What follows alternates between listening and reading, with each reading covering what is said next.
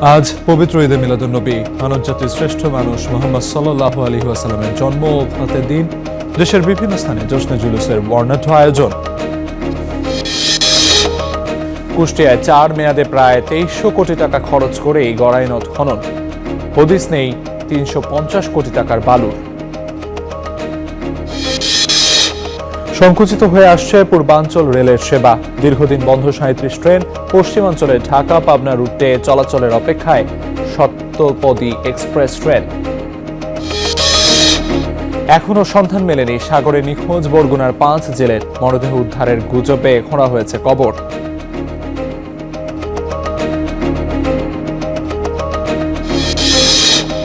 এবং পিরোজপুরে বেলুয়া নদীর পাড় জুড়ে অসংখ্য নার্সারি। ফুল ফলের চারা রফতানি হচ্ছে 10টির বেশি দেশে।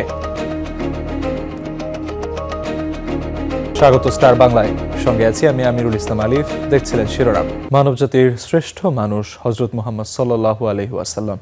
তার পুরো জীবনই ছিল মানবতার জন্য এক অনন্য আদর্শ। সত্য ও ন্যায়ের পথে চলতে গিয়ে তিনি সহ্য করেছেন অসংখ্য কষ্ট, নির্যাতন ও প্রতিকূলতা। তবুও মানুষের প্রতি ভালোবাসা, ক্ষমা, দয়া ও সহমর্মিতা থেকে কখনো সরে যাননি।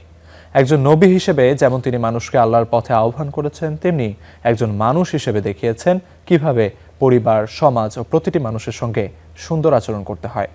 তার ত্যাগ, ধৈর্য, ক্ষমাশীলতা ও ন্যায়বোধ আজও অনুসরণীয়। ইয়া নবী সালাম আলাইকা, ইয়া রাসূল সালাম আলাইকা, ইয়া হাবিব সালাম আলাইকা। উশর মরুর বুকে আজ থেকে 1400 বছর আগে এসেছিলেন নূরের নবী হযরত মুহাম্মদ মুস্তাফা সাল্লাল্লাহু আলাইহি ওয়াসাল্লাম। ইয়া হাবিব সালাম আলাইকা, সালাওয়াতুল্লাহ আলাইকা। মহান আল্লাহ তাআলা পবিত্র কোরআনুল কারিমে বলেছেন, তার গোটা জীবনই মানুষের জন্য উত্তম আদর্শ। শৈশব থেকেই সত্যবাদিতা আর আমানতদারির জন্য তিনি পরিচিত ছিলেন আল আমিন নামে। এলো ভুলোকে 610 সালে নবুয়ত লাভের পর জালিয়াতের বিরুদ্ধে শুরু হয় তার নতুন সংগ্রাম। হয়ে দুনিয়ায় না হয়ে ফেরেশতা খোদার হয়েছি উম্মত তোমার, তার তরে শুকর হাজার বার। ত্যাগের মহিমায় ভাস্বর ছিল মুহাম্মদ সাল্লাল্লাহু আলাইহি ওয়াসাল্লামের জীবন। ক্ষুধা, দারিদ্র্য আর নানা কষ্টের মধ্যেও তিনি ছিলেন অবিচল। তোমারি নূরের আলোকে জাগরণ। ব্যক্তি জীবন থেকে রাষ্ট্র পরিচালনা সব ক্ষেত্রেই তিনি প্রতিষ্ঠা করেন সততা ও মানবাধিকার। মদিনায় গঠন করেন ন্যায়ভিত্তিক সমাজ। কোনো একটি দিন বা মাস নয়, বছর জুড়েই প্রিয় নবীজির সিরাত, আলোচনা ও চর্চার পরামর্শ আলেমদের। নবীজির ভালোবাসা আছে তো ইমান আছে, ভালোবাসা নাই তো ইমান নাই। নবীজির ভালোবাসা শুধু রবিউল আউয়াল মাসে নয়, প্রতিদিন কি তার জন্য দোয়া করতে পারি না? রাসূলুল্লাহ সাল্লাল্লাহু আলাইহি ওয়াসাল্লামের আগমনীতে উচ্ছ্বসিত, তবে এমন করে কাজ করব না যেটি গর্হিত কাজ, নিন্দিত কাজ। চাঁদ শুরু আকাশে আসে সে আলোয়। আলেমরা বলছেন, বৈষম্যহীন সমাজ গড়তে সিরাত সুরতে ধারণ করতে হবে হযরত মুহাম্মদ সাল্লাল্লাহু আলাইহি ওয়াসাল্লামের আদর্শ। আহমেদ রবি, স্টার নিউজ, ঢাকা। ধর্মের নামে বিভেদ, বৈষম্য নয়, ইসলামের শান্তি ও মানবতার বাণী ছড়িয়ে দেওয়ার আহ্বান জানিয়েছেন রাষ্ট্রপতি মির্জা ফখরুল ইসলাম আলমগীর। ঈদে মিলাদুন্নবী সাল্লাল্লাহু আলাইহি ওয়াসাল্লাম উপলক্ষে 15 দিন ব্যাপী অনুষ্ঠানের উদ্বোধনী অনুষ্ঠানে এ কথা বলেন তিনি। সকল ধর্মের মানুষ নিরাপদ ও সম্মানজনক জীবনযাপন করবেন, এমন রাষ্ট্র গড়ে তোলা হবে বলে জানান রাষ্ট্রপ্রধান।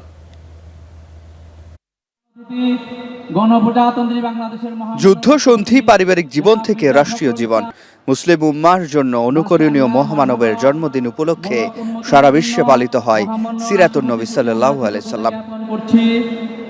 বাংলাদেশে ঈদে মিলাদুন্নবী উপলক্ষে 15 দিন ব্যাপী অনুষ্ঠানের উদ্বোধন করেন রাষ্ট্রপতি মির্জা ফখরুল ইসলাম আলমগীর। মঙ্গলবার সন্ধ্যায় বায়তুল মোকাররম মসজিদে আয়োজিত অনুষ্ঠানে মহানবী হযরত মুহাম্মদ সাল্লাল্লাহু আলাইহি সাল্লামের জীবন ও আদর্শ তুলে ধরেন বক্তারা। প্রধান অতিথির বক্তব্যে রাষ্ট্রপতি বলেন, বিশ্বের চলমান সংঘাত, বৈষম্য, উগ্রতা ও নৈতিক অবক্ষয় থেকে উত্তরণে মহানবী সাল্লাল্লাহু আলাইহি সাল্লামের আদর্শ অনুসরণের বিকল্প নেই। মহানবী সাল্লাল্লাহু আলাইহি সাল্লামের মাধ্যমে আল্লাহ তাআলা সার্বজনীন, চিরন্তন ও পূর্ণাঙ্গ জীবন বিধান, কমপ্লিট কোড অফ লাইফ, পবিত্র কুরআন নাযিল করেন। তার মাধ্যমে মানব জাতির শান্তি, ন্যায়, সাম্য, ভ্রাতৃত্ব ও মানবিকতার অনুপম বিধান ও আদর্শ ইসলাম ধর্মকে পরিপূর্ণতা দান করে।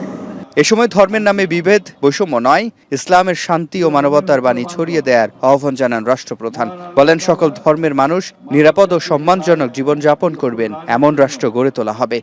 আমরা এমন একটি বাংলাদেশ গড়ে তুলতে চাই যেখানে ধর্মপ্রাণ মানুষ স্বাধীনভাবে ধর্ম পালন করবেন, সকল ধর্মের মানুষ নিরাপদ ও সম্মানজনক জীবনযাপন করবেন, ন্যায় বিচার, সাম্য, মানবিক মর্যাদা, পারস্পরিক সৌহার্দ্য হবে রাষ্ট্র ও সমাজের ভিত্তি। শেষে দোয়া পরিচালনা করেন বায়তুল মোকাররম মসজিদের খতিব মোহাম্মদ আব্দুল মালেক। মানসিক শক্তি, ঈমানি শক্তি বাড়িয়ে দেন। সিফাত শাহরিয়ার, স্টার নিউজ, ঢাকা। গড়াই নদ খনন প্রকল্পে প্রথম 3 দফায় উত্তোলন করা বিপুল পরিমাণ বালুর কোনো হিসেব নেই কুষ্টিয়া পানি উন্নয়ন বোর্ডে। সবশেষ ধাপে 2018 থেকে 25 মেয়াদে উত্তোলন করা হয় প্রায় 4 কোটি 17 লাখ ঘনমিটার বালু, যার মধ্যে মাত্র 17 লাখ ঘনমিটার বালু টেন্ডারের মাধ্যমে বিক্রি হলেও হদিস নেই সিংহভাগ বালুর। তথ্য বলছে এরই মধ্যে অন্তত 350 কোটি টাকার বালু লুট হয়ে গেছে। মেটাতে হবে উপকূলের মানুষদের মিঠা পানির চাহিদা, যার অন্যতম যোগানদাতা গড়াই নদকে খনন করতে 4 ধাপে 28 বছরের প্রকল্প হাতে নেয় সরকার। ব্যয় হয় 2890 কোটি টাকা। তবে শেষ ধাপে নদের পানির ধারণ ক্ষমতা বাড়াতে নদের তলদেশ থেকে তোলা হয় 4 কোটি 17 লাখ ঘনফুট বালু। সংরক্ষণ করা হয় গড়াইপাড়ের 10টি মৌজায়। আশা ছিল এই বালু দিয়ে মেটানো হবে প্রকল্পের আংশিক খরচও, কিন্তু বিধিবাম। কাগজে কলমে বালু থাকলেও বাস্তবে মেলেনি 3 কোটি 46 লাখ ঘনফুট। বিক্রি হয়েছে মাত্র 17 লাখ ঘনফুট, আর 6 মৌজায় স্তূপে আছে মাত্র 54 লাখ ঘনফুট। প্রশ্ন হলো, এত বালু গেল কোথায়? ছিল রাজনৈতিক প্রভাবশালী মহলরা, মানে সরকারি রাজস্বকে ফাঁকি দিয়ে তারা নানানভাবেই প্রভাব খাটিয়ে সেগুলি লুটপাট করেছে। এখনও সেই একই ধারা অব্যাহত আছে। সরকার চাইলেই একটা ভালো প্রশাসনিক ম্যানেজমেন্টের মধ্য দিয়ে এখানে রাজস্ব নিতে পারত, আয় করতে পারত। স্থানীয়রা বলছেন, সংরক্ষিত রাখা অবশিষ্ট বালু লুট হচ্ছে রাতের আধারে। পরিবহনকারী ট্রাক্টর আর ড্রামের শব্দে অতিষ্ঠ তাদের স্বাভাবিক জীবন। রাত 10টার পরে এই কাজ করে গাড়িকে গাড়ি, আমার যে জনগণ হাজার হাজার জনগণের অসুবিধা করতেছে। কানের মাথা রাখা ঘুম তো হয় না। টলিটা হাসে দিনে বেড়া চলুক, রাতে চলবে কে? রাতে কি চুরি করে হাসে চলে কি আমরা তো তা জানি না। বালু লুটের এই মহোৎসবে জড়িতদের বিষয়ে তদন্তের দাবি জানিয়েছেন জেলার সচেতন মহল। এই যে 350 কোটি টাকা হরিলুট হয়েছে, এতে সরকারের টাকা, জনগণের টাকা। তাহলে এইভাবে যদি তসরুপ হতে থাকে, তাহলে আমরা কিভাবে দুর্নীতিকে রুখবো আমরা? এত বড় ঘটনার পরও টনক নড়েনি পানি উন্নয়ন বোর্ড কুষ্টিয়া সার্কেল প্রধানের। প্রকল্পের যত নথি, যত তথ্য সব ঢাকাতে আমাদের হচ্ছে, তখন অবদা ভবন ছিল, অবদা ভবনে ওই প্রকল্প অফিস থেকে অবদা ভবনে স্থানান্তর করে ওই নথিপত্রগুলো আমাদের অবদা বিল্ডিংয়ে বুঝাই দিয়ে তারপরে তো প্রকল্প দপ্তর শেষ হয়েছে। এই কারণে কুষ্টিয়া সার্কেলে বা আমাদের এখানে আসার ওই তথ্যগুলো মূলত আনা হয় নাই বা আসে নাই। তথ্যমতে 1997 সাল থেকে 2017 সাল পর্যন্ত প্রথম 3 ধাপের খননে কি পরিমাণ বালু নদ থেকে অপসারণ ও বিক্রি হয়েছে তার কোনো হদিস দিতে পারেনি কুষ্টিয়া পানি উন্নয়ন board. Desk report, star news. চলতি মাসের শেষ দিকে শুরু হতে পারে পাবনাবাসীর দীর্ঘদিনের প্রাণের দাবি ঢাকা পাবনা সরাসরি ট্রেন চলাচল। পাবনা থেকে রাজধানী ঢাকা এবং ঢাকা থেকে পাবনা সরাসরি ট্রেন চলাচলের উপযোগী করতে চলছে নানা প্রস্তুতি। এ খবরে উচ্ছ্বসিত পাবনাবাসী। শামসুল আলমের প্রতিবেদন। রেলওয়ে শ্রমিকদের শেষ সময়ের ব্যস্ততা, কোথাও চলছে লাইনের সংস্কার, কোথাও বা সৌন্দর্য বর্ধন। রাজধানীর সঙ্গে সরাসরি ট্রেন চালুর দীর্ঘ অপেক্ষার অবসান হতে যাচ্ছে পাবনাবাসীর। 800,000 টাকা টিকিট কাটে বাসে চললেও দেখা যাচ্ছে যে জায়গায় জায়গায় যানজট বাজে। বাসের চেয়ে ভাড়া কম হবে, ধরেন 200-250-300 টাকার ভিতরে আমরা ঢাকা যেতে আসতে পারবো। সরাসরি ট্রেন চালু হলে ঢাকার পথে সময় ও ভোগান্তি কমবে, বাড়বে যাতায়াতের স্বস্তি। অপেক্ষার অবসান ঘটিয়ে যমুনা সেতু হয়ে পাবনা ঢাকা পাবনা রুটে চলার অপেক্ষায় সপ্তপদী এক্সপ্রেস ট্রেন। অত্যন্ত খুশি এবং আনন্দিত। দীর্ঘদিন পরে পাবনার মানুষের প্রধানতম একটি দাবি বাস্তবায়ন হওয়ার পথে। পাবনা ঢাকা ট্রেন হলে পরে আমাদের অনেক সুবিধা এবং আমাদের অনেক দিনের স্বপ্ন বাস্তবায়ন হবে, আমরা খুব খুশি এবং আনন্দিত। ট্রেন চলাচল সামনে রেখে প্রস্তুত করা হচ্ছে পাবনা রেল স্টেশন সহ সংশ্লিষ্ট অবকাঠামো। যাত্রীবাহী ও নিরাপত্তা নিশ্চিত করতে নেওয়া হচ্ছে প্রয়োজনীয় ব্যবস্থা।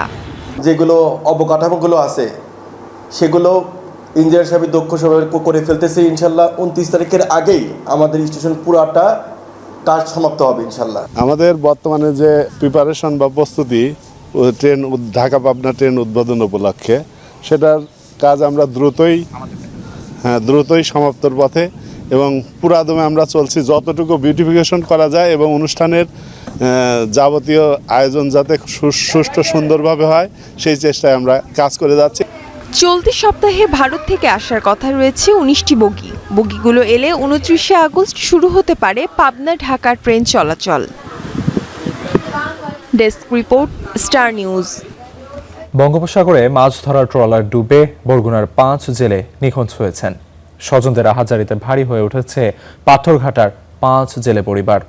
এরই মধ্যে নিখোঁজ জেলেদের মরদেহ উদ্ধারের গুজব ছড়িয়ে পড়লে তাদের দাফনের জন্য খোঁড়া হয় কবর। তবে এখন পর্যন্ত নিখোঁজ জেলেদের কোনো সন্ধান মেলেনি। সংশ্লিষ্টরা বলছেন, নিখোঁজ জেলেদের সন্ধানে উদ্ধার অভিযান অব্যাহত রয়েছে। জীবন জীবিকার টানে বঙ্গোপসাগরের অথই জলে এই যাত্রা। দুচোখ ভরা স্বপ্ন, মাছ ধরার পর পরিবার পরিজন একটু ভালো থাকার। কে জানতো এই যাত্রাই স্বজনদের অনন্তহীন শোক আর কষ্ট বয়ে আনবে।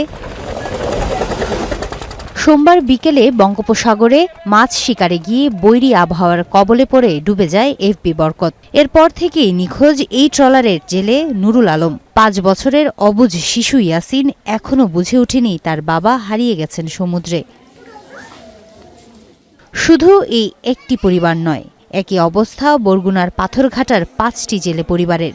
আমার ছেলের কোনো খবর বলি পাই না, যেন কোনো খবর পাই না। যাতে আছে কি মৃত্যু এক হইতে পারি না। এখন ট্রলার মালিক সে তালাশে গেছে, তালাশে কোনো কিছু পায় না। এদিকে নিখোঁজ জেলেদের মরদেহ উদ্ধার হয়েছে এমন গুজব ছড়িয়ে পড়লে নিখোঁজ জেলেদের বাড়িতে খনন করা হয় কবর। সম্পন্ন করা হয় দাফনের সকল প্রক্রিয়া। কবরটর খুঁজতে রেডি করছি, কাপড় চোপড় আনিয়ে প্রাণী গরম করছি, আর কোনো খোঁজ পাইনি। যেখানে ট্রলার ডুবে এখানে আরেকটা ট্রলার খবর পাই যাইতে গেলে সময় লাগে 7-10 ঘন্টা। তখন ওই মানুষটা বেঁচেও থাকে না, আর বেঁচে থাকলেও লাশ পাওয়ার কোনো পরিবেশ থাকে না। সংশ্লিষ্টরা বলছেন, নিখোঁজ জেলেদের এখনো সন্ধান পাওয়া যায়নি, তবে তাদের উদ্ধারে অভিযান অব্যাহত আছে। 5 জনের লাশ নাকি নদীতে ভাসমান অবস্থায় দেখা গেছে, কিন্তু আমার থানা এলাকায় এখন পর্যন্ত লাশগুলো এসে পৌঁছায়নি বা নিশ্চিত করে আমরা আসলে জানা যায়নি যে আসলে এই লাশগুলো পেয়েছে কিনা। গত শুক্রবার সকালে পাথরঘাটা মৎস্য অবতরণ কেন্দ্র থেকে 13 জেলে নিয়ে সমুদ্রে মাছ শিকারে যায় FB Barkat. Desk report, star news. বিতর্ক যেন পিছু ছাড়ছে না রাকসু জিএস সালাউদ্দিন আম্মারের। তবে এবার আলোচনায় শুধু আম্মার নন, পুরো রাকসুই। অভিযোগ উঠেছে ফান্ডের খরচ নিয়ে। 1.25 কোটি টাকা ব্যয়ের অভিযোগ সামনে এলেও তা অস্বীকার করেছেন নেতারা। কোষাধ্যক্ষের কার্যালয়ের তথ্য বলছে, এখন পর্যন্ত তহবিল থেকে তোলা হয়েছে 63 লাখ টাকা।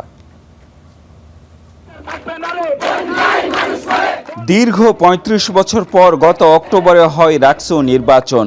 সেই নির্বাচনে একক আধিপত্য দেখায় ছাত্র শিবির। ব্যতিক্রম শুধু জিএস পদ জয় পান বৈষম্য বিরোধী ছাত্র আন্দোলনের নেতা সালাউদ্দিন আম্মার। নির্বাচনের পর থেকেই আলোচনায় এই রাকসু নেতা। বেলচা কাণ্ডের পর এবার সামনে এসেছে তহবিলের অর্থ খরচের হিসাব। অভিযোগ পাল্টা অভিযোগে নতুন করে উত্তাপ ছড়িয়েছে ক্যাম্পাসে। প্রত্যেকটা ভাউচারে আমি আরও টাকা পাবো, কোনো 80,000 টাকার ভাউচার জমা দিয়েছি, 80,027 টাকা, ওখানে 27 টাকা আমি আরও ফেরত পাবো, এমন আছে আর কি। এখানে জিএস ব্যক্তিগত জায়গা থেকে বা কোনো সম্পাদক 1 টাকাও ওঠানোর ইখতিয়ার নাই আসলে। 60 থেকে 70 লক্ষ টাকা যেটা আজকে হিসাব দেওয়া হইলো, সেই হিসাবটা 63 লক্ষ টাকা হচ্ছে সঠিক হিসাব, আর 1.25 কোটির ব্যাপারটা এইটা অতিরঞ্জন করা হয়েছে। ছাত্র শিবির বলছে শিক্ষার্থীদের সঙ্গে প্রতারণার কোনো সুযোগ নেই, ভাউচার সংকট তৈরি হয়েছে প্রক্রিয়াগত জটিলতায়। এই যে তথ্যটা আসছে এটা তো আমরা বলছি অসত্য তথ্য। অনেক সম্পাদক আমাদের ভাউচার জমা দিয়েছে এবং উদ্বৃত্ত টাকাও জমা দিয়েছে, সাংস্কৃতিক সম্পাদক জমা দিয়েছে, আমাদের সমাজ কল্যাণ সম্পাদক জমা দিয়েছে। শিক্ষার্থীদের আমানতের সঙ্গে ইসলামী ছাত্র শিবির কখনোই সেই আমানতের খেয়ানত করবে না।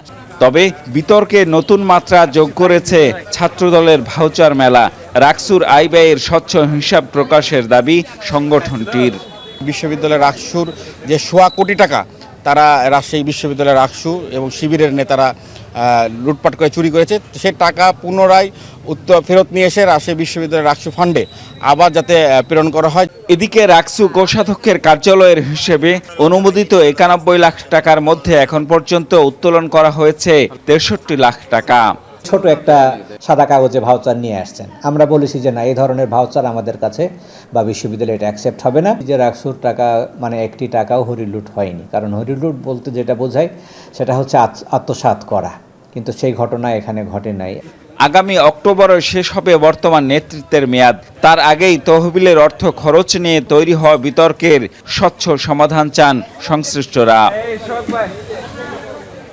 Ziaul Gani Selim, star news, Rajshahi. শরীয়তপুরে 3 সাংবাদিককে মারধরের অভিযোগ উঠেছে যুবদল নেতার বিরুদ্ধে। এই নিয়ে বিক্ষোভ সহ নানা কর্মসূচি পালন করেন গণমাধ্যম কর্মীরা। এই নিয়ে জানাতে শরীয়তপুর থেকে যুক্ত হচ্ছেন মিরাজ শিকদার, যাচ্ছি তার কাছে। মিরাজ, সবশেষ পরিস্থিতি কি এবং অভিযুক্তদের বিরুদ্ধে কোনো ব্যবস্থা নেওয়া হয়েছে কিনা বিস্তারিত জানাবেন। জি আলিফ, আপনি যেমনটা বলছিলেন, গতকালকে কিন্তু সাংবাদিকদের জন্য, বিশেষ করে শরীয়তপুর জেলায় কর্মরত সাংবাদিকদের জন্য একটি কালো দিবস গিয়েছে, এমনটাই কিন্তু সমস্ত সাংবাদিকরা আমাদেরকে জানিয়েছেন। গতকালকে ডিসি অফিসের একটি পূর্ব নির্ধারিতভাবেই কিন্তু জেলা বিএনপি এবং যুবদল তাদের সকল অঙ্গ সংগঠন কিন্তু একটি প্রোগ্রাম রেখেছিল। জেলা প্রশাসককে কে বা কাহারা কোনো একটা গোষ্ঠী তাকে মপ করার চেষ্টা করেছিল, সেই জন্য তারা প্রতিবাদ সভা ডেকেছিল এবং সেই প্রতিবাদ সভাতে কিন্তু ডেইলি স্টারের জাহিদ এবং জাগো নিউজ এবং নিউজ 24 এর বিধান মজুমদার অনি এবং হচ্ছে বরকত মোল্লা, যে কিনা দৈনিক মানবকণ্ঠে জেলা প্রতিনিধিত্ব করে, তারা 3 জন সেখানে গিয়েছিল তথ্য সংগ্রহের জন্য। তখন কিন্তু পর্যায়ক্রমে প্রথমেই মারধর করে জাহিদ হাসান রনিকে, তাকে মেরে, তাকে চট থাপ্পড় দিয়ে কিলঘুষি মেরে আহত করার পরে তার ক্যামেরাটা ছিনিয়ে নেওয়ার চেষ্টা করে। এরপরেই আবার মারধর করে বিধান মজুমদার অনিকে, এরপরে মারধর করে বরকত মোল্লাকে। তো এই নিয়ে কিন্তু আসলে একটা উত্তপ্ত পরিস্থিতি বিরাজমান ছিল এবং গতকালকে তারা সারা দিনটাই কিন্তু সাংবাদিকদের হুমকি ধমকি এর মধ্যেই রেখেছে এবং সাংবাদিকরাও, বিশেষ করে যে জেলা প্রেস ক্লাবের যে নির্বাহী কমিটি আছে, তারা দফায় দফায় তারা মিটিং করেছে, তারা কর্মসূচি দিয়েছে এবং এই বিষয়ে আজকে অভিযোগ দায়ের করার কথা রয়েছে এবং অভিযোগ দায়ের করলে প্রশাসন তাদের ব্যবস্থা নেবে এমনটা জানিয়েছেন। তবে এখানে যে অভিযুক্ত যার একটা ফোন রেকর্ড কিন্তু ভাইরাল হয়েছে, বিশেষ করে যুবদলের সাবেক যে সভাপতি ছিল শরীয়তপুর জেলার জনাব আরিফুজ্জামান মোল্লা, ইনি কিন্তু সাংবাদিকদের ফোনের মাধ্যমে হুমকি দিয়ে বলেছে যে আমরা লিস্ট করেছি, লিস্ট ধরে ধরে সাংবাদিকদেরকে আমরা মারবো, এমনটাই কিন্তু তারা বলেছে যে তোরা লিখবি, আমরা তোদেরকে পেটাবো, এই ছিল তার ভাষা। আসলে এটা নিয়ে আমরা চেষ্টা করেছিলাম যে এখানকার যারা বিএনপির ঊর্ধ্বতন যারা নেতৃবৃন্দ রয়েছেন, বিশেষ করে এখানকার যারা এমপি রয়েছেন এবং জেলা বিএনপি সাংগঠনিক সম্পাদক এবং জেলা বিএনপি সভাপতি, তাদের সাথে যোগাযোগ করার জন্য, কিন্তু তাদের সাথে কিন্তু তাদেরকে আমরা কানেক্ট করতে পারিনি, তাদের সাথে আমাদের যোগাযোগটা হয়নি এবং পরবর্তী মুহূর্তে তারা বলেছে যে আমাদেরকে আশ্বস্ত করেছে, বিশেষ করে যে এখানকার যে হুইপ মহোদয় শরীয়তপুর 3 আসনের এমপি, তিনি বলেছেন যে আপনারা সাংবাদিকরা শান্ত হন, আমরা আমাদের দলকে শান্ত করছি, এমনটাই কিন্তু আমাদের কাছে সর্বশেষ তথ্য রয়েছে। আলিফ, মিরাজ, আপনাকে অসংখ্য ধন্যবাদ। দর্শক সহকর্মী মিরাজ শিকদার জানাচ্ছিলেন শরীয়তপুর থেকে সবশেষ খবরাখবর। বেশ কিছুদিন অস্থিতিশীল থাকার পর কিছুটা স্থিতিশীল কাঁচা বাজার। দাম কমেছে বেশ কিছু পণ্যের। এ নিয়ে জানাতে কুমিল্লা থেকে যুক্ত হচ্ছেন আব্দুল আল মারুফ, আর খুলনার বাজার থেকে যুক্ত হচ্ছেন রফিউল ইসলাম টুটুল। শুরুতে যেতে চাই কুমিল্লায়, সেখানে আছে সহকর্মী মারুফ। মারুফ, আপনি যে বাজারটিতে রয়েছেন সেই বাজারের আজ পরিস্থিতি কেমন এবং কোন পণ্যের দাম কেমন, বিস্তারিত জানাবেন। আমি এই মুহূর্তে আছি কুমিল্লার সবচেয়ে বড় সবজির বাজার, বড় যে বাজার রাজগঞ্জ বাজারে, এবং রাজগঞ্জ বাজার একেবারে শুরু থেকে শেষ পর্যন্ত প্রত্যেকটি দোকানে আমরা ঘুরেছি। বিশেষ করে যে সবজির দোকানগুলি এবং মাছ মাংসের দোকানে আমরা ঘুরেছি কিছুক্ষণ আগেই। আমরা দেখছিলাম যে সবজির দাম এবং ক্রেতাদের সঙ্গে বিক্রেতাদের সঙ্গে কথা বলছিলাম। তারা বলছিলেন সবজির যে দাম সেটি 50 টাকার উপরে হলেও গত 2 সপ্তাহ ধরে একই দরে বিক্রি হচ্ছে, কোথাও 5 থেকে 10 টাকা পর্যন্ত বেশি বিক্রি হচ্ছে। এর বড় ব্যবধানের যে বিক্রি দেখা যেত, অর্থাৎ একদিনের ব্যবধানে 20 টাকা 40 টাকা সবজি প্রতি বিক্রি হতো, সেটি কিন্তু একেবারে দেখা যায়নি। আমরা মাছের বাজার যখন ঘুরছিলাম একই কথা শুনছিলাম, এবং মুরগির বাজারে যখন ঘুরছিলাম তখন ব্রয়লার মুরগির দাম জেনেছি 185 টাকা এবং খাসির দাম জেনেছি 1100 টাকা পর্যন্ত, আর গরুর মাংসের প্রতি কেজি বিক্রি হতে দেখেছি যে 850 টাকা পর্যন্ত। এটি গত 2 সপ্তাহ ধরে স্থিতিশীল রয়েছে। এছাড়াও যদি একটু জানাই, সবজির বাজারের লম্বা সিম 80 টাকা, যে ছোট সিমগুলি রয়েছে সেই সিমগুলি মূলত 120 টাকা, ঢেঁড়স 60 থেকে 70 টাকা, করলা 60 থেকে 70 টাকা, ঝিঙ্গা 80 টাকা, লেবু বিক্রি হচ্ছে ডজন প্রতি 40 টাকা, কোথাও 20 টাকাও দেখেছি আমরা বিক্রি হতে আকার ভেদে। একটু জানিয়ে রাখি যদি আলিফ, এই যে কইডা, শশা, সেগুলি প্রত্যেকটি কিন্তু 50 টাকার উপরে বিক্রি হচ্ছে। তবে কইডা বিক্রি হচ্ছে 70 টাকা, শশা 50 থেকে 60 টাকা, দেশি শশা 90 থেকে 100 টাকা, পেঁপে 30 থেকে 35 টাকা, টমেটো 120 টাকা এবং কারকল বিক্রি হয়েছে 70 টাকা পর্যন্ত। পটল বিক্রি হয়েছে 60 টাকা, গোল বেগুন 170 থেকে 180 টাকা পর্যন্ত বিক্রি হতে দেখেছি। তবে কাঁচামরিচের দাম একেবারেই স্থিতিশীল রয়েছে গত 2 সপ্তাহ। সেটি বিক্রেতা এবং ক্রেতা দুই পক্ষই বলছিলেন যে কাঁচামরিচের দাম 90 থেকে 100 টাকায় বিক্রি হচ্ছে এবং ধনিয়া পাতা 80 টাকায় বিক্রি হচ্ছে।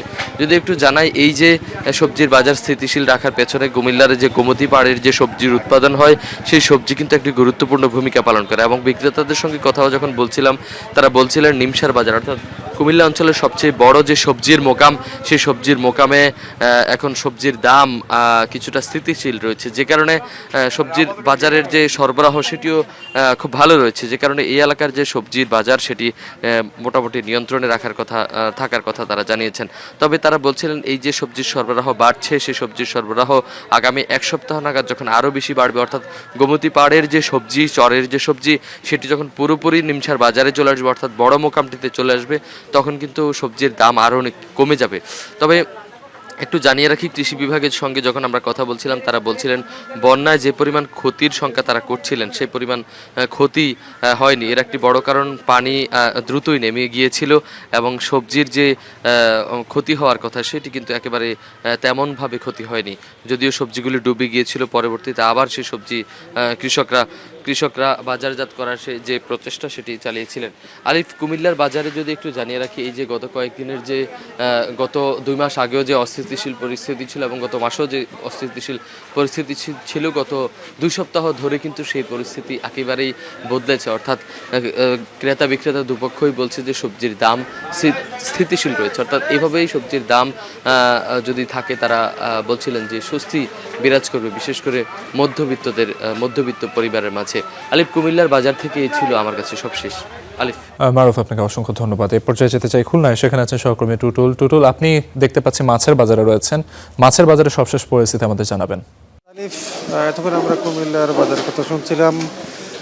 খুলনাতে কিন্তু কাঁচা বাজার, বিশেষ করে কাঁচা সবজি যেগুলো, সেগুলো কিন্তু দাম কমেছে। বিশেষ করে গত 1 সপ্তাহের তুলনায় এটি প্রতি কেজিতে 10 থেকে 20 টাকা করে সবগুলো পণ্যের দাম কমেছে। যেমন আলু বিক্রি হচ্ছে 25 টাকা, পেঁয়াজ বিক্রি হচ্ছে 45 থেকে 50 টাকা। এছাড়া কাঁচা সবজি যেগুলো রয়েছে সেগুলো, বিশেষ করে কাঁচা মরিচ, যেটি কিন্তু গত 1 সপ্তাহ আগেও যেটি ছিল 100 টাকার উপরে, আর তারও আগে গত 1 মাসের মধ্যে এটি ছিল 300 টাকা, সেটি এখন বিক্রি হচ্ছে মাত্র 60 টাকা কেজি। যদিও এটাই আরও কমে আসবে বলে যারা বিক্রেতা তারা জানিয়েছেন। এছাড়া অন্যান্য যেগুলো পটল বিক্রি হচ্ছে সেটি 40 টাকা, বেগুন বিক্রি হচ্ছে 80 টাকা, যেটি গত সপ্তাহে বিক্রি হয়েছে 100 থেকে 120 টাকা। এগুলো সবগুলো পণ্য যেগুলো কাঁচা সবজি যেগুলো আমরা বলে থাকি সেগুলো সবই কমেছে। এছাড়া মাছের বাজারে যেটি, সেই মাছের বাজার মোটামুটি স্থিতিশীল আছে। কিছু মাছের দাম কমেছে আর কিছু মাছের দাম স্থিতিশীল আছে। যেমন ছোট যেগুলো ইলিশ আমাদের সামনে রয়েছে, ছোট ইলিশগুলো 600 থেকে 700। ছোট ইলিশ বলতে এগুলো আসলে জাটকা ইলিশ। জাটকা ইলিশ যদিও নিষিদ্ধ, কিন্তু তারপরেও বাজারে কিন্তু সয়লাভ হয়ে গেছে। এই মাছটিতে কোনো নিষেধাজ্ঞা বা কোনো ধরনের প্রতিবন্ধকতা ছাড়াই এই মাছগুলো বিক্রি হচ্ছে। এছাড়া রুই মাছ রয়েছে, যেটি 400 টাকা গত সপ্তাহে বিক্রি হয়েছে, সেটি এখন বিক্রি হচ্ছে আজকে 320 থেকে 350 টাকা। এছাড়া কই মাছ বিক্রি হচ্ছে, এটি চাষের মাছ যদিও, সেটি 5 থেকে 550 টাকা। এছাড়া চিংড়ি রয়েছে, চিংড়িও অবশ্য আকার ভেদে 500 থেকে 800 টাকা কেজি বিক্রি হচ্ছে। সবচেয়ে কম দামের মধ্যে যে মাছটি পাওয়া যাচ্ছে সেটি হচ্ছে পাঙ্গাস। এটি 200 থেকে 250 টাকার মধ্যে। এটি চাষের পাঙ্গাস যদিও, আর যদি নদীর পাঙ্গাস হয় সেটি অবশ্য 5 থেকে 600 টাকা কেজি বিক্রি হচ্ছে। এছাড়া মুরগির বাজারে দেশি মুরগি যেটি, সেটি হচ্ছে 550 টাকা এবং ব্রয়লার 180 থেকে 200 টাকা। এছাড়া কক মুরগি যেটি আরেকটি প্রজাতি, সেটি 220 থেকে 250 টাকা। এছাড়া গরুর মাংস যথারীতি 750 টাকা এবং খাসির মাংস 1100 থেকে 1200 টাকা বিক্রি হচ্ছে। এছাড়া আর যদি আমরা অন্য সবজির কথা বলি, আবার কাঁচা বাজার কথা, সেটি লাউ বিক্রি হচ্ছে প্রতি পিস 40 টাকা। এটি কেজি নয়, 40 টাকা পিসে বিক্রি হচ্ছে।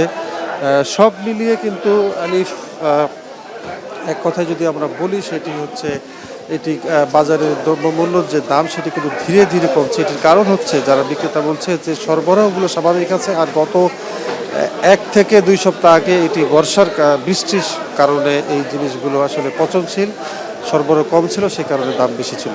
আলিফ, টুটুল, আপনাকে অসংখ্য ধন্যবাদ। এই পর্যায়ে একটু যেতে চাই ময়মনসিংহে, সেখান থেকে মাংসের বাজারের সবশেষ পরিস্থিতি জানাবেন সহকর্মী সাদিকুর রহমান। সাদিক, মাংসের বাজারের সবশেষ পরিস্থিতি কি? কোন মাংস কত টাকা কেজি দরে বিক্রি হচ্ছে, বিস্তারিত জানাবেন। বাজার আসলে অন্যান্য দিনের মতো কিন্তু আজকে যে ছুটির দিন, আজকে জানেন যে সাপ্তাহিক ছুটির দুঃখিত, আসলে আজকে যে ঈদে মিলাদুন্নবী যে ছুটির দিন, সেই উপলক্ষে কিন্তু 1 টাকাও বাড়তি তারা বিক্রি করছে না। এখানে যেই প্রতিদিনের যে মূল্যটা, সেরকম 750 থেকে 800 টাকায় বিক্রি করছে। এবং আমি একটু জানতে চাইবো যে আজকে ছুটির দিনে আপনার কেমন বেচা বিক্রি হচ্ছে, একটু জানতে। যে মোটামুটি চলতেছে, এমনিতে ষাঁড় গরুর বাজার 800 টাকা, আবার গাবি গরু আছে, বকন গরু আছে, দেখা যাচ্ছে 700 টাকা হইতেছে, 750 টাকাও চলতেছে। ষাঁড়ের বাজারটা একটু বাড়তি আর কি, 800 টাকা। যে বিষয়টা বলছিলাম যে এখানে যে এটা হচ্ছে গরু বিক্রি হচ্ছে, এখানে বিভিন্ন ষাঁড় গরু এবং এছাড়া যে ছাগল খাসির যে বিক্রি, সেখানেও কিন্তু বেচা বিক্রি হচ্ছে বেশ। এখানে দেখতে পাচ্ছেন, আমি যতটুকু জানতে পেরেছি 1200 টাকা করে খাসি বিক্রি হচ্ছে। আমি একটু জানতে চাই কত করে খাসি বিক্রি করছেন আপনারা? গরু এটা খাসি কেমন বিক্রি হচ্ছে? বেচা কিনে নাই, বেচা কিনে কম মাসের শেষ। পর আপনার দেশের তো অর্থনৈতিক অবস্থা খারাপ না। এই জিনিসটা বলছেন, তারা আসলে অতিরিক্ত দামে বিক্রি না করলেও দাম বেচা বিক্রি কিন্তু কম হচ্ছে। দেখতে পাচ্ছেন যে আসলে এখানে ক্রেতা শূন্য প্রায় বলা যায় বাজার। এখানে সেই বিষয়টা কিন্তু আমি এখানে দেখতে পাচ্ছি, যে জিনিসটা তারা বলছেন। তো একটু এখানে দেখাতে চাই, এখানে সব প্রায় দোকানেই কিন্তু ক্রেতা নেই, কিন্তু তারা খাসি গরু সবই কিন্তু জবাই করে এখানে রাখা হয়েছে, সেই বিষয়টা কিন্তু দেখতে পাচ্ছেন। এখানে আরেকটি দোকান যেখানে খাসি বিক্রি হচ্ছে, এখানে খাসি এখানে গরু, এখানেও গরু। খাসির যে পোর্শনটা, এটা হচ্ছে অন্য একটা স্থানে। আর কেমন বেচা বিক্রি হচ্ছে একটু যদি বলতেন। আছে আলহামদুলিল্লাহ, মোটামুটি বেচা কিনা আছে। কত করে বিক্রি করছে? এই 750 টাকা, 780 টাকা এরকম। জি, তো সাপ্তাহিক আজকে যে ছুটির দিন, যেটা ঈদে মিলাদুন্নবী, ক্রেতা কি বাড়বে আশা করি? এই হিসাবে কোনো কাস্টমার নেই, সকাল থেকে বসেই আছি। জি, হ্যাঁ, যেটা আসলে বলছিলাম যে এখানে ময়মনসিংহ নগরের যে মেছোয়া বাজার, এখানে বিভিন্ন দোকানে আমি দেখলাম যে আসলে ক্রেতা শূন্য, দাম কিন্তু বাড়তি নেই, একই দামে তারা বিক্রি করছে অন্য দিনের মতো, কিন্তু এখানে ক্রেতা শূন্য যেরকম তারা আশা করেছিলেন সেটা নেই। ময়মনসিংহ নগরীতে আসলে 14টি এরকম আসলে বাজার রয়েছে যেখানে মাংস বিক্রি হয়। প্রায় সবগুলিরই বিভিন্ন দোকানগুলিরই একই অবস্থা, বা বিভিন্ন বাজারে ক্রেতা শূন্য অবস্থায় আছে, হয়তো বা দুপুরের দিকে একটু বাড়তে পারে। এই ছিল এখান থেকে সবশেষ। সাদিক, আপনাকে অসংখ্য ধন্যবাদ। দর্শক, সহকর্মী সাদিক জানাচ্ছিলেন ময়মনসিংহ থেকে, এর আগে টুটুল খুলনা থেকে এবং আব্দুল আল মারুফ কুমিল্লা থেকে জানাচ্ছিলেন বাজার পরিস্থিতির সবশেষ খবরাখবর। রংপুরের শিক্ষক গণপতি চক্রবর্তী সহ একই পরিবারের 4 জনকে হত্যার ঘটনায় ময়নাতদন্ত প্রতিবেদন প্রস্তুত হয়েছে বলে জানিয়েছেন ময়নাতদন্তকারী চিকিৎসক ডাক্তার বাবলু কিশোর বিশ্বাস। ময়নাতদন্ত প্রতিবেদন নিয়ে তিনি জানান, শিক্ষক গণপতি চক্রবর্তীর স্ত্রী প্রীতিলতা চক্রবর্তী ও মেয়ে আগামী চক্রবর্তী প্রাপ্তির মরদেহে ধর্ষণ কিংবা কেমিক্যালের উপস্থিতি পাওয়া যায়নি। সংগৃহীত আলামত মাইক্রোবায়োলজি ল্যাবে পরীক্ষা করেও বিষয়টি নিশ্চিত হওয়া গেছে। এ সময় তিনি আরও বলেন, সুবিধাজনক যে কোনো সময় মামলার তদন্তকারী কর্মকর্তা ময়নাতদন্ত প্রতিবেদন সংগ্রহ করতে পারেন। ধর্ষণের আমরা নিজেরাও প্রাইভেট পার্টসে তেমন কোনো চিহ্ন পাইনি, ওটার সোয়াব টেস্টেও তেমন কোনো ক্লু আসেনি। আর কেমিক্যাল বার্নের যে কথা বলা হচ্ছে, এটা আসলে কেমিক্যাল বার্ন না, এটা বডি যেহেতু ডিকম্পোজ হয়ে গেছিল, তো যে কারণে স্কিনের কালার এরকম কালো হয়ে গেছে, ওখানে বার্নের কোনো সাইন নাই। এ নিয়ে আরও জানাতে রংপুর থেকে যুক্ত হচ্ছেন সহকর্মী মাহমুদ রাফিন, যাচ্ছি তার কাছে। রাফিন, তদন্তকারী কর্মকর্তা কি ময়নাতদন্তের প্রতিবেদন নিয়েছেন কিনা এবং এ বিষয়ে আসলে তারা কি বলছেন, বিস্তারিত জানাবেন। আলিফ, গতকাল ময়নাতদন্তকারী কর্মকর্তা রংপুর মেডিকেল কলেজের ফরেন্সিক বিভাগের সহকারী অধ্যাপক বাবলু কিশোর বিশ্বাস তিনি ময়নাতদন্ত প্রস্তুত করেছেন এবং শেষ বিকেলে অফিসের শেষ সময় তিনি গণমাধ্যমের সাথে কথা বলেছেন। এবং গতকাল অফিস সময় পর্যন্ত এই মামলার যে নতুন তদন্তকারী কর্মকর্তা রংপুর মহানগর গোয়েন্দা পুলিশের ইন্সপেক্টর জিনাত আলী তিনি গ্রহণ করেনি, তবে আজ সকালে সেটি গ্রহণ করার কথা রয়েছে। এই ময়নাতদন্ত প্রতিবেদনটি আসার পরে কিন্তু নানাবিধ যে প্রশ্ন তৈরি হয়েছিল এই হত্যাকাণ্ডে পুলিশের যে ব্রিফিং এবং 2 জনকে গ্রেপ্তারের ঘটনায়, সেই প্রশ্নের কিন্তু কিছুটা ফলপ্রসূ হয়েছে, কারণ কিছু কিছু প্রশ্নের উত্তর মিলেছে, আবার ফরেন্সিক কর্মকর্তার সেই প্রশ্নকে ঘিরেও আবার বিতর্ক রয়েছে, কারণ ডোমের একটি বক্তব্য সামাজিক যোগাযোগ মাধ্যমে এবং গণমাধ্যমে প্রকাশিত হয়েছে, সেই বিষয়গুলো নিয়ে কিন্তু এখনও আসলে বিতর্ক কাটছে না। মূলত এই রংপুরের যে জিলা স্কুল অবসরপ্রাপ্ত শিক্ষক গণপতি চক্রবর্তী, তার স্ত্রী প্রীতিলতা, তার মেয়ে আগামী চক্রবর্তী প্রাপ্তি এবং যে ছোট ছেলে আয়ুষ, এই 4 জনের হত্যাকাণ্ডকে ঘিরে পুলিশ 24 ঘন্টা পেরোনোর আগেই 2 জনকে গ্রেপ্তার করে এবং তারা পুলিশের প্রাথমিক জিজ্ঞাসাবাদে হত্যার ঘটনা স্বীকার করেছিল এবং পরবর্তীতে তারা কিন্তু আদালতে 164 ধারা জবানবন্দি দেন। এই পুলিশের বয়ান অনুযায়ী গত বৃহস্পতিবার মধ্যরাত থেকে শুক্রবার ভোররাতের সময়কালীন পর্যন্ত রংপুরের 24 নং ওয়ার্ডের মাছুয়াপাড়া, যেটি দাসপাড়া নামে পরিচিত, সেখানে গণপতি চক্রবর্তীর পরিবারের 4 সদস্যকে একে একে মুগ্ধ দাস এবং সিদ্ধার্থ দাস, 2 মামাতো ভাই এবং একই পাড়ার বাসিন্দা, তারা শ্বাসরোধে হত্যা করে। ময়নাতদন্ত প্রতিবেদনে কিন্তু শ্বাসরোধে হত্যা করার বিষয়টি স্পষ্ট হয়েছে এবং এই পুলিশের বয়ানকে কেন্দ্র করে কিন্তু নানাবিধ প্রশ্ন উঠেছিল, যেখানে কোনো কেমিক্যালের ব্যবহার হয়েছে কিনা, সেক্সুয়ালি অ্যাবিউজ হয়েছে কিনা, সে বিষয়ে কিন্তু ময়নাতদন্তকারী কর্মকর্তা তিনি জানিয়েছেন যে এই ঘটনায় তারা ভ্যাজাইনাল সোয়াব নিয়েছিল এবং সেখানে ধর্ষণের কোনো আলামত পাওয়া যায়নি। একই সাথে কেমিক্যাল ব্যবহারের যে বিষয়টি এসেছিল সেটিও তিনি বলেছেন এটা মৃত্যুর অনেক পরে এই লাশ রংপুর মেডিকেল কলেজে এসেছিল, ফলে ডিকম্পোজ হতে শুরু করে এবং এক্সপোজ জায়গাগুলো আগেই পছন্দ ধরতে শুরু করে। এই জন্যই মূলত এই যে তার মেয়ে আগামী চক্রবর্তী প্রাপ্তি, তার মুখ অবয়ব কালো হয়ে গিয়েছিল, এটি স্বাভাবিক, এখানে কেমিক্যালের কোনো উপস্থিতি পাওয়া যায়নি। তবে তদন্তকারী কর্মকর্তা আজ এই তদন্ত প্রতিবেদনটি গ্রহণ করলে পরবর্তীতে তারা পরবর্তী কার্যক্রম গ্রহণ করবে। আলিফ, রাফিন, আপনাকে অসংখ্য ধন্যবাদ। দর্শক, সহকর্মী মাহমুদ রাফিন জানাচ্ছিলেন রংপুর থেকে সবশেষ খবরাখবর। প্রতি বছর পানিতে তলিয়ে যায় রাঙামাটির বাঘাইছড়ির বাড়ি বিন্দু এলাকার ফসলি জমি ও ঘর বাড়ি। বর্ষা এলে আতঙ্ক বাড়ে এই এলাকার মানুষের। সম্প্রতি এই এলাকাটি ঘুরে সমস্যা সমাধানের আশ্বাস দিয়েছেন পার্বত্য প্রতিমন্ত্রী। রাঙামাটির বাঘাইছড়ি উপজেলার দুর্গম বাড়িবিন্দু এলাকা। প্রতি বছর বর্ষায় কাঁচালং নদীর পানি বেড়ে তলিয়ে যায় এই এলাকা। প্লাবিত হয় পুরো গ্রাম, ডুবে যায় শত শত একর ফসলি জমি আর বসত ভিটা। দীর্ঘদিনের এই দুর্ভোগ নিরসনে স্থানীয়রা কাঁচালং নদী খনন এবং একটি টেকসই বাঁধ নির্মাণের দাবি জানিয়ে আসছেন। বেড়িবাঁধের যদি খাসলক নদীর দু সাইডে খরা হয় তাহলে আশা করি বাঘেশ্বরী বাঁচবে, তুলবান বাঁচবে, এই এলাকা বাঁচবে। 2 লাখ টাকার বরাদ্দ দিয়ে মাটি ফেলানো হয়েছে, একদম নিম্নমানের, শুধুমাত্র কয়েক গাড়ি করে মাটি ফেলানো হয়েছে ভাই। আমরা খুব কষ্টের মাধ্যমে আছি, আমাদের রোডঘাটটা নাই, প্রথম যোগাযোগ ব্যবস্থা একদম বিচ্ছিন্ন। সম্প্রতি বাড়িবিন্দু এলাকা পরিদর্শন করেন পার্বত্য প্রতিমন্ত্রী ব্যারিস্টার মীর মোহাম্মদ হেলাল। কথা বলেন ভুক্তভোগীদের সঙ্গে, দেন সমস্যা সমাধানের আশ্বাস। শুধুমাত্র অবকাঠামোগত উন্নয়ন করে একটি জাতির উন্নতি আপনি করতে পারবেন না, একটি জাতিকে আপনি পরিপূর্ণভাবে উন্নত সমৃদ্ধ করতে পারবেন না। এটা করতে হলে অবশ্যই আপনার মানব সম্পদ উন্নয়ন করতে হবে। স্থায়ী বাঁধ নির্মাণ হলে বাঘাইছড়ি পৌরসভার 8টি ওয়ার্ড এবং 9টি ইউনিয়নের লক্ষাধিক মানুষ বন্যার কবল থেকে মুক্তি পাবে।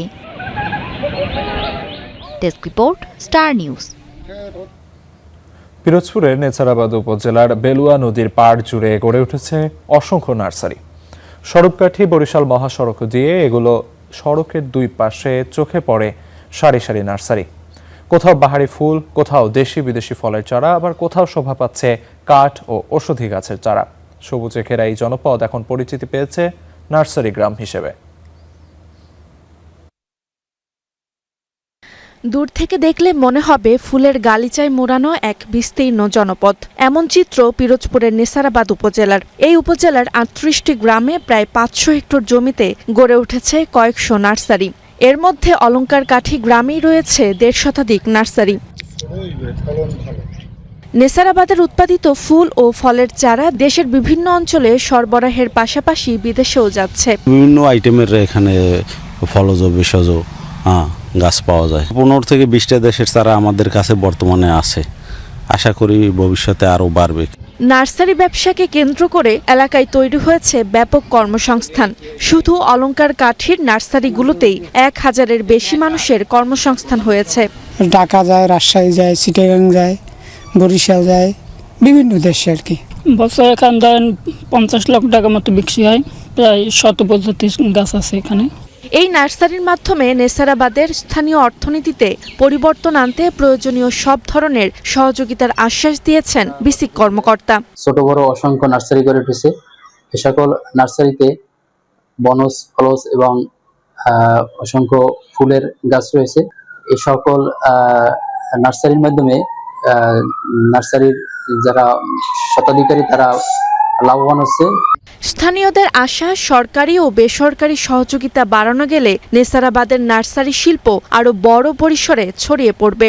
এতে দেশের অর্থনীতিতে অবদান রাখার পাশাপাশি বৈদেশিক মুদ্রা অর্জনের সম্ভাবনাও আরো বাড়বে। Desk report, star news. এই ছিল স্টার বাংলায়। এতক্ষণ সাথে থাকার জন্য ধন্যবাদ।